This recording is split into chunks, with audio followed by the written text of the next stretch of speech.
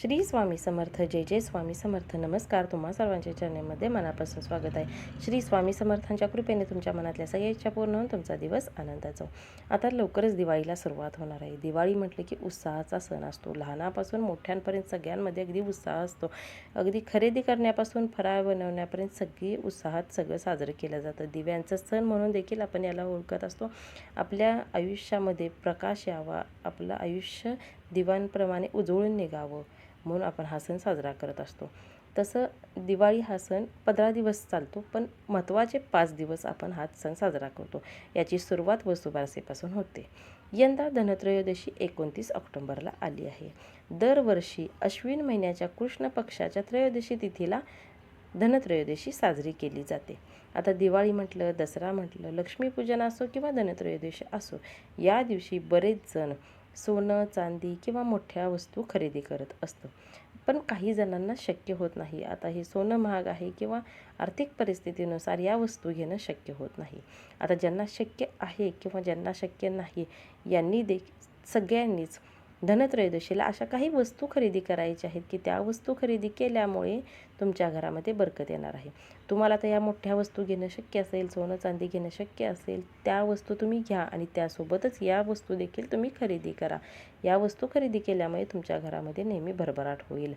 शक्य नसेल तुम्हाला मोठ्या वस्तू घेणे, तर किमान या वस्तू तरी तुम्ही त्या दिवशी खरेदी करायच्या आहेत. या वस्तू खरेदी केल्यामुळे घरामध्ये धनधान्यांची भरभराट होईल. माता लक्ष्मीची अखंड कृपा तुमच्यावर होईल. घरामध्ये सुख समाधान शांतता लाभेल आणि तुमच्या घरामध्ये एकोपा राहील. पारिवारिक सुख म्हणतात ते तुम्हाला लाभेल. या व्हिडिओमध्ये आपण अशाच काही वस्तू बघणार आहे की ज्या वस्तू तुम्ही खरेदी केल्यामुळे माता लक्ष्मीची अखंड कृपा तुमच्या घरावरती होणार आहे. काय आहे त्या वस्तू सांगणार आहे, त्यामुळे हा व्हिडिओ तुम्ही शेवटपर्यंत नक्की बघा.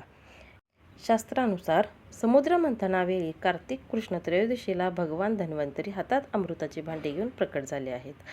भगवान धन्वंतरी हे विष्णूंचे अवतार मानले गेले आहेत.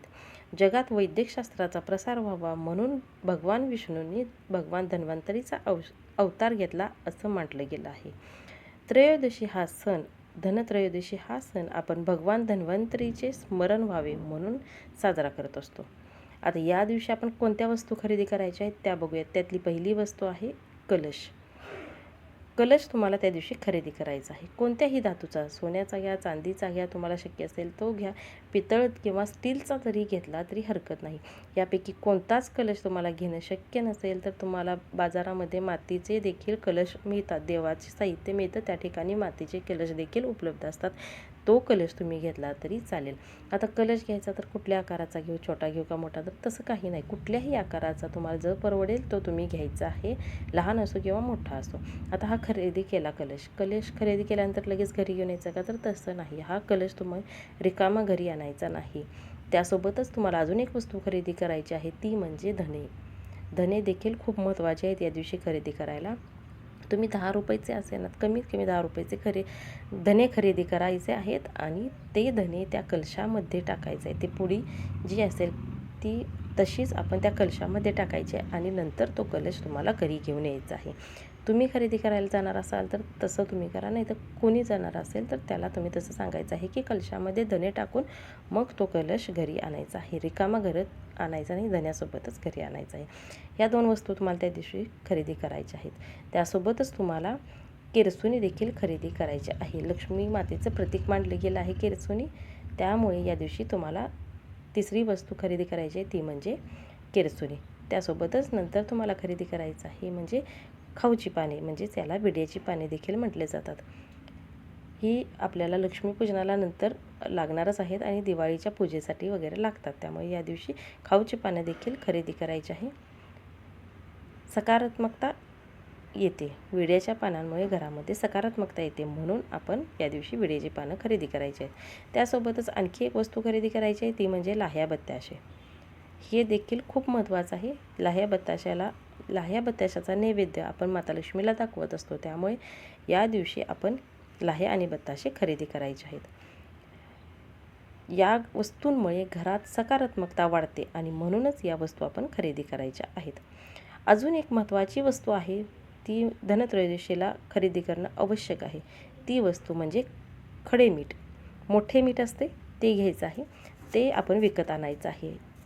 हे जे मोठे मीठ आहे ते माता लक्ष्मीला अतिशय प्रिय आहे. माता लक्ष्मी त्यामुळे घरामध्ये स्थिर राहते. घरामध्ये माता लक्ष्मीची अखंड कृपा राहते. घरामध्ये बरकत होते. त्यामुळे आपण हे खडे मीठ त्या दिवशी खरेदी करायचे आहे. अशा अगदी सोप्या आणि कमी किमतीमधल्या अगदी आपल्याला नेहमीच्या वापरातल्या वस्तू आपण त्या दिवशी खरेदी करायच्या आहेत. धनत्रयोदशी दिवशी या वस्तू खरेदी केल्यामुळे तुमच्या घरावरती माता लक्ष्मीची कृपा राहील. तुम्हाला आरोग्यप्राप्ती होईल. घरामध्ये बरकत होईल. त्यामुळे ह्या वस्तू तुम्ही नक्की खरेदी करा. या व्हिडिओमध्ये सांगितलेली माहिती जर तुम्हाला आवडली असेल तर तुम्ही या चॅनेलला नक्की सबस्क्राईब करा. सबस्क्राईब केला असेल तर लाईक आणि शेअर करा. श्री स्वामी समर्थ.